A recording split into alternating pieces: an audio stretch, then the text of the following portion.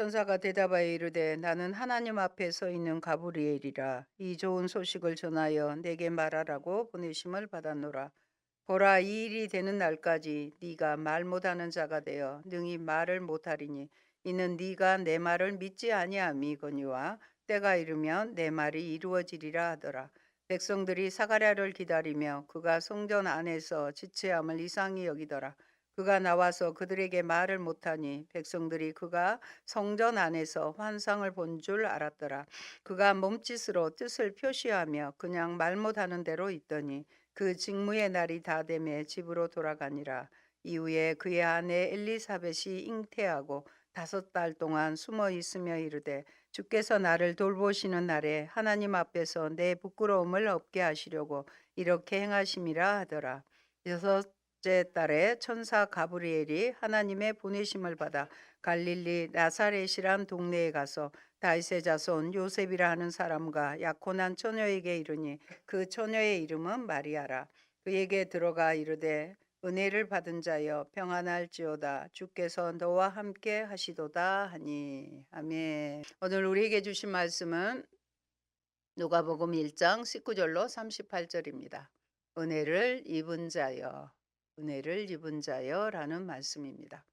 성경은 하나님께서 온 세상을 창조하셨다고 선언합니다. 또한 말씀이신 성자께서 육체로 나타나셨다고 기록합니다. 이것은 우리에게 인간의 자원이 유한함을 깨닫게 하고 동시에 하나님의 무한한 자원과 능력이 이 땅 가운데 지금도 나타날 수 있다는 것을 의미합니다. 그리스도를 통해서 해석되고 선포된 말씀을 받아들이는 행위는 우리의 삶 가운데 그 말씀을 통해 새로운 창조를 일으키는 초자연적인 하나님의 힘의 간섭을 우리 안에 받아들이는 것입니다.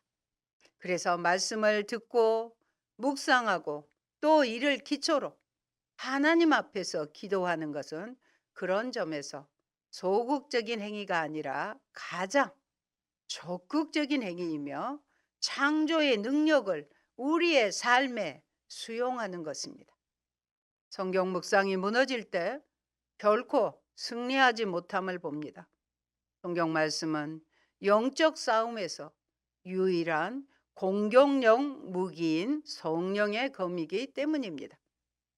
그런데 믿지 않는 이에게 주신 징조로 오늘 본문에 보면 늙은 사가랴 엘리사벳 부부에게 세례 요한이 태어납니다.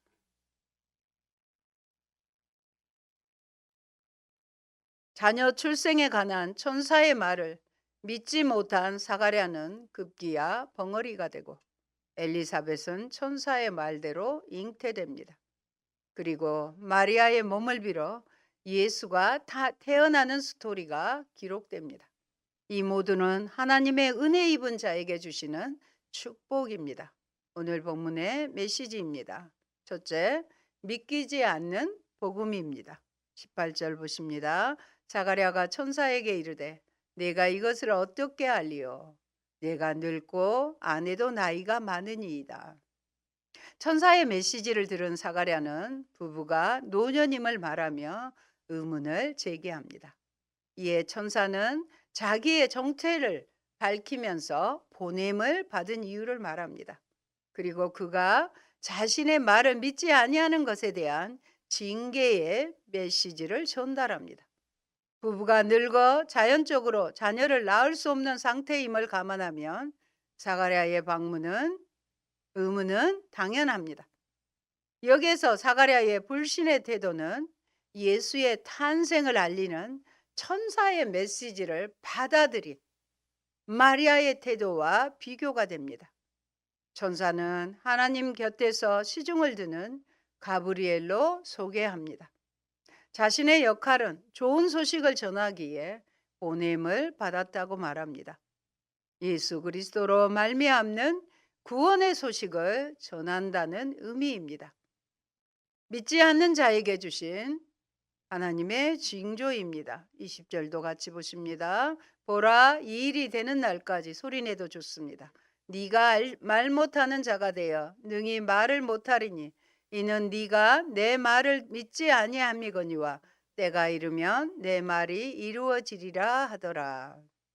사가랴가 벙어리가 되어 말을 못하게 된 것은 그의 불신함에 대한 징계입니다. 천사는 네가 나의 말을 믿지 아니하였기 때문이라고 그 원인을 분명하게 밝힙니다. 한편 사가랴가 말을 못하게 된 것은 표적의 성격도 지니는데 천사는 벙어리됨의 기간을 언제까지냐? 이 일이 되는 날까지, 즉 천사의 말이 이루어지는 때까지로 한정을 합니다. 사가랴가 말을 못하게 된 것은 비밀 모티브로 해석하기도 합니다. 그의 벙어리됨은 하나님의 뜻이 성취될 때까지 드러내지 않기 위한 수단이었다는 것입니다. 엘리사벳이 숨어 지낸 적, 친척인 마리아가 그녀의 잉태를 모르고 있었다는 점 등입니다. 사가랴는 불신의 결과 벙어리가 되어 말을 못하였습니다. 자신과 아내의 상태를 보건대 자녀를 낳는 것은 상상조차 할 수 없는 일이었습니다. 신앙의 사람도 때론 사람의 생각으로 이해할 수 없고 수용할 수 없는 신앙의 도전에 직면할 때가 있는 것입니다.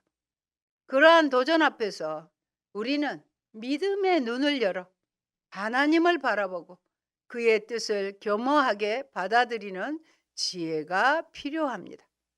하나님의 뜻은 우리의 뜻보다 크고 위대하고 우리가 알 수 없는 미래의 구체적인 일까지 지향하여 나아가기 때문입니다.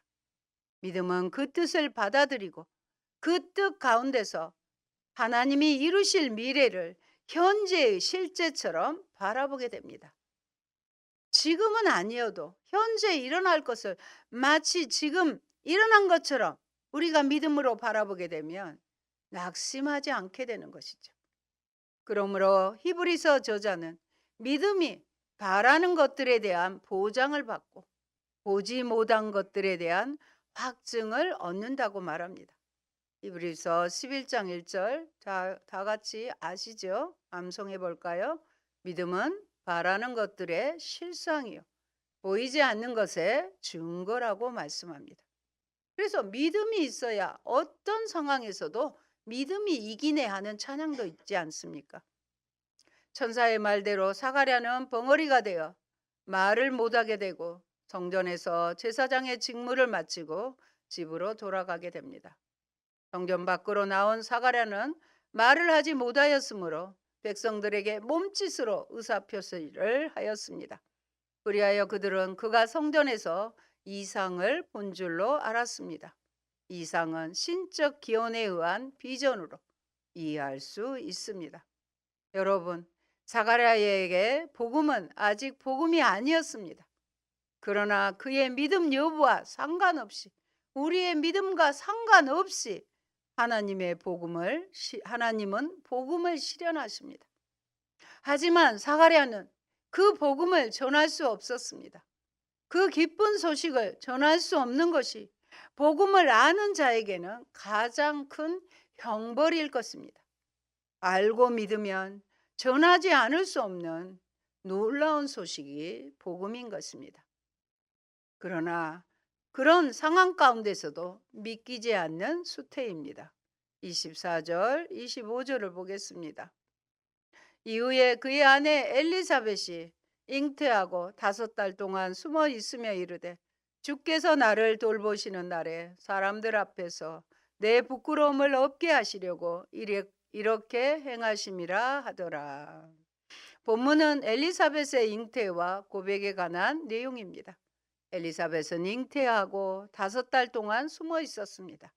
누가는 엘리사벳의 은신의 이유를 말하여 주지 않지만 분명한 것은 그녀가 임신 5개월 동안 온든처에 숨어서 지냈고 친척인 마리아도 그녀의 임신 사실을 알지 못하였다는 것입니다. 이것은 긴 침묵을 끝내고 구약에서 약속하신 새 역사를 여시는 하나님께 대한 우리의 참다운 반응이 바로 신뢰의 기다림. 우리는 여전히 하나님을 신뢰하면 기다릴 수 있어요. 침묵 속에 드리는 찬양이어야 하는 것입니다. 이미 구약에서 약속되어 온 복음은 이토록 오랫동안 너무 많은 사람들에 의해 침묵하고 잊힌 상태에서 성취의 때를 마침내 만나고 있다는 뜻이 아닐까요? 여러분, 엘리사벳에게 호의를 가지고 바라보셨던 하나님은 오늘도 예수 그리스도를 따르는 경건한 사람들에게 호의를 가지고 바라보십니다. 그들을 주목하시고 그들의 공고한 날에 위로의 손길을 내미십니다. 성령 안에서 새 힘을 주시고 힘들고 어려운 환경 가운데서 일어나 하나님을 향하게 합니다. 지친 마음으로 다친 입술을 열고 호의를 베푸시는 하나님을 향하여 찬양하게 하십니다. 그러므로 엘리사벳의 고백과 찬양은 호의를 베푸시는 하나님을 향하는 모든 신앙인의 고백인 동시에 찬양입니다. 둘째, 마리아의 수태. 그런데 가혹한 은혜입니다.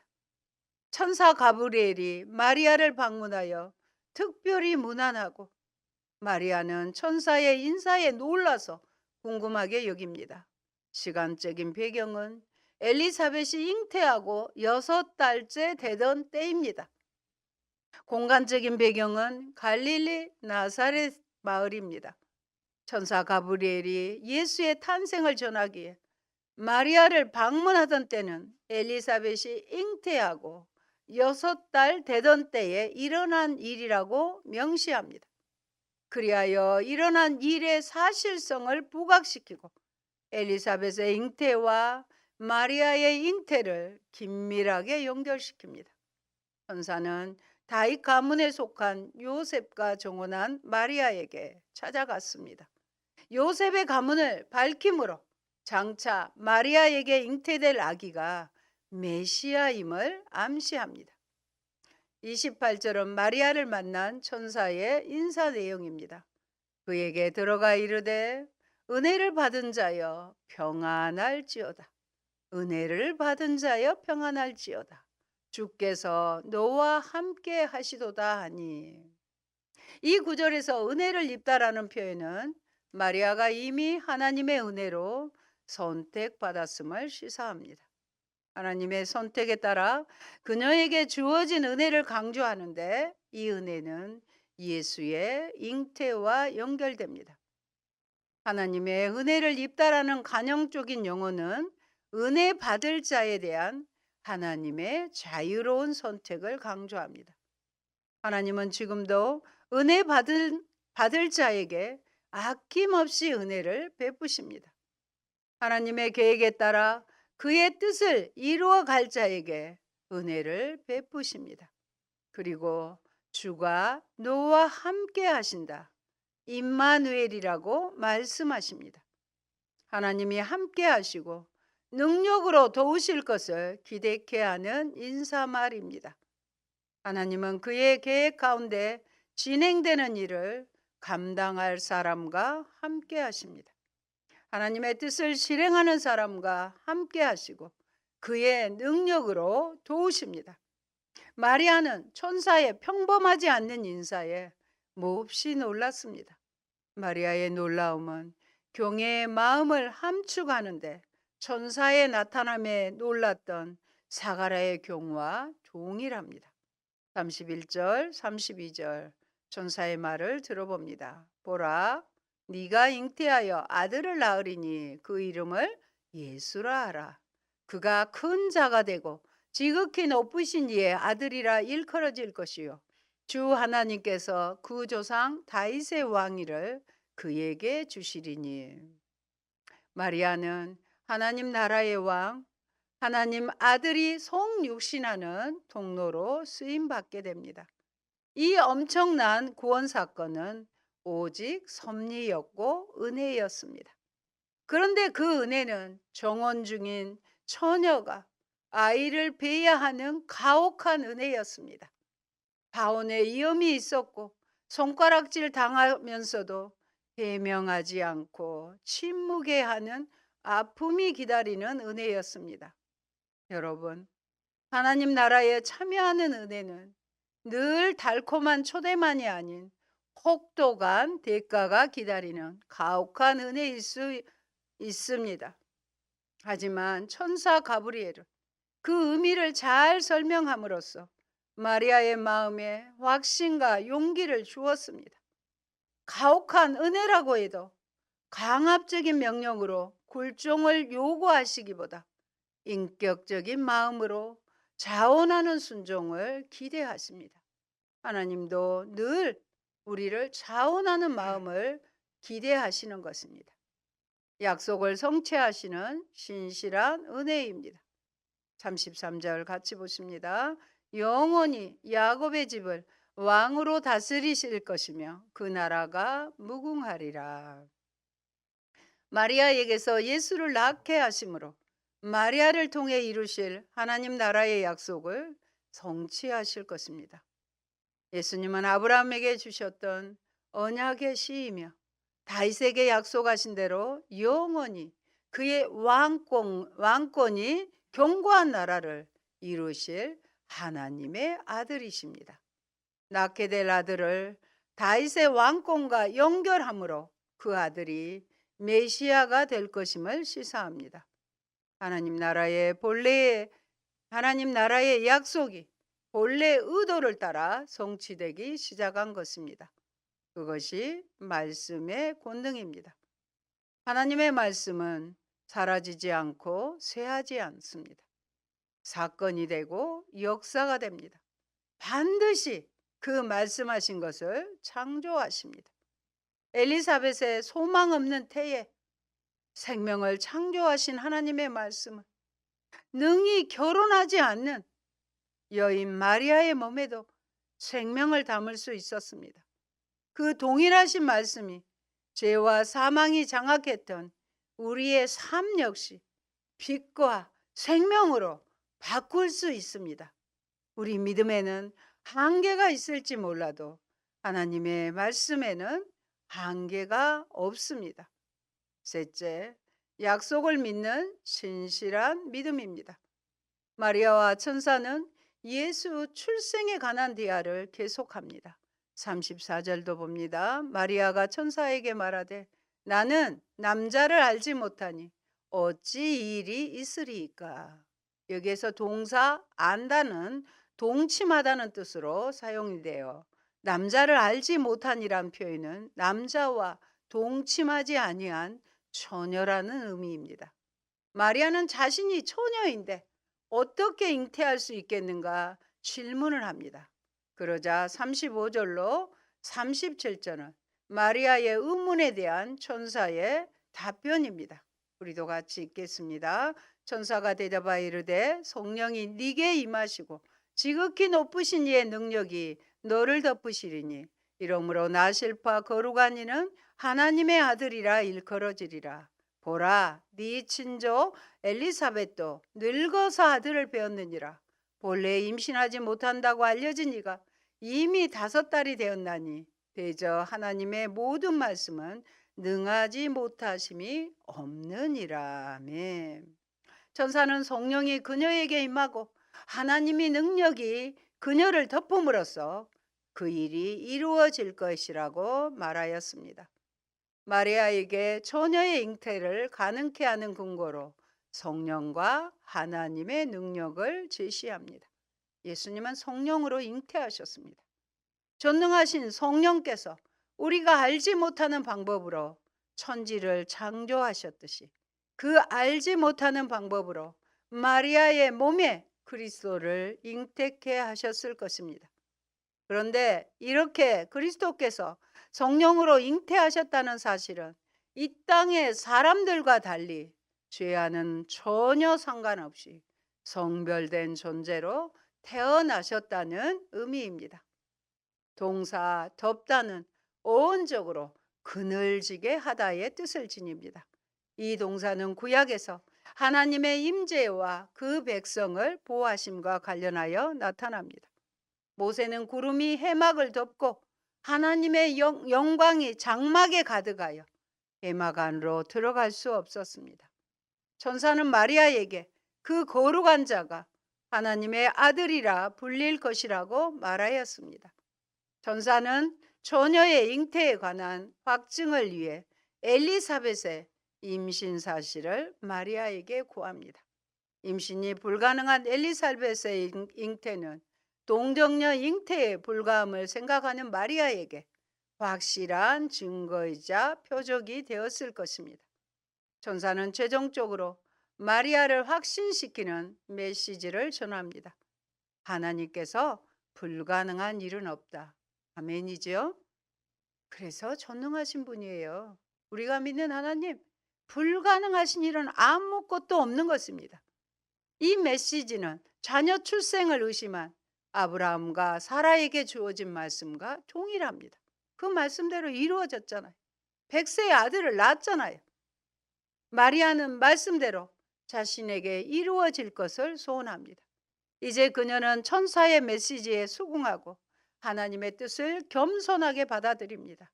여기에서 여종은 여자 노예로 마리아의 철저한 순종을 함축합니다. 갑작스런 천사의 방문에 마리아의 태도는 당혹스러움에서 시작하여 의심의 과정을 거치고 이제는 전적인 순종으로 귀결됩니다.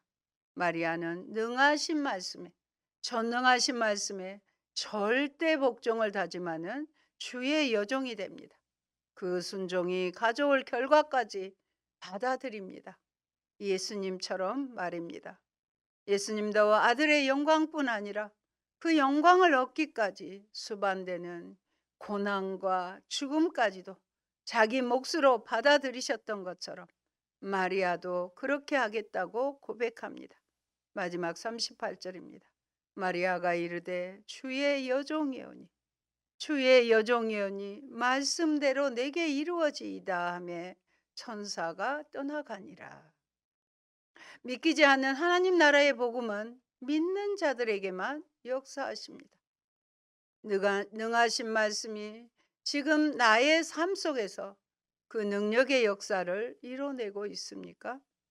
여러분, 예수의 동정녀 탄생은 예수 그리스도에 대한 신앙 고백의 핵심적인 요소 중 하나입니다.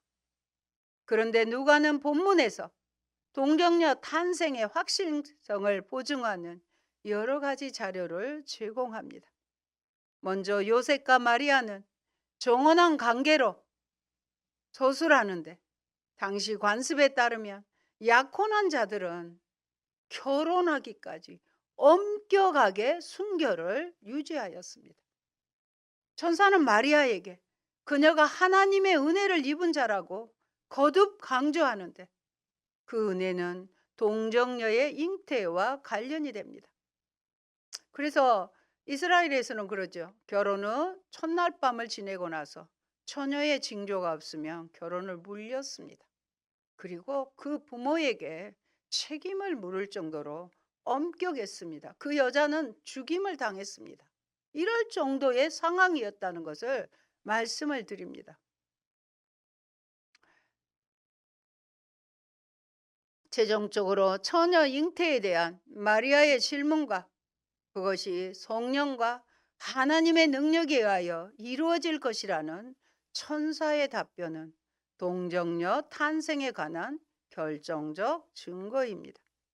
사랑하는 성도 여러분, 처녀의 몸에 성령으로 잉태된 아이는 인류의 구원이 인간의 방법이 아니라 하나님의 능력으로만 이룰 수 있음을 보여준 사건입니다.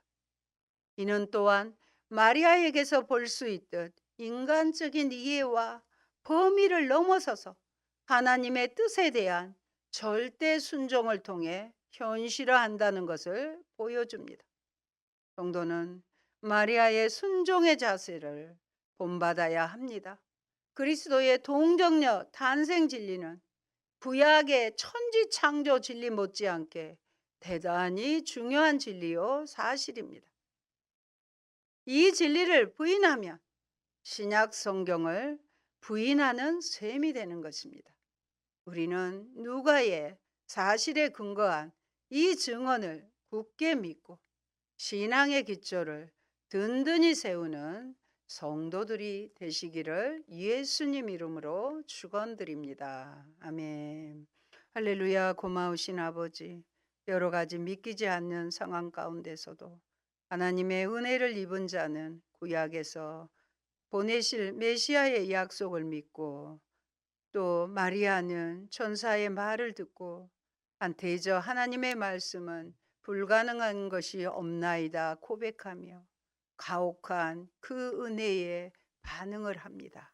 그리하여 성육신하신 예수 그리스도의 통로로 마리아를 사용하시는 주님, 우리에게도 예수 그리스도의 은혜를 입은 자로서 하나님 말씀에 의지하여 2026년도를 힘있게 살아드리는 저희가 되게 하여 주옵소서.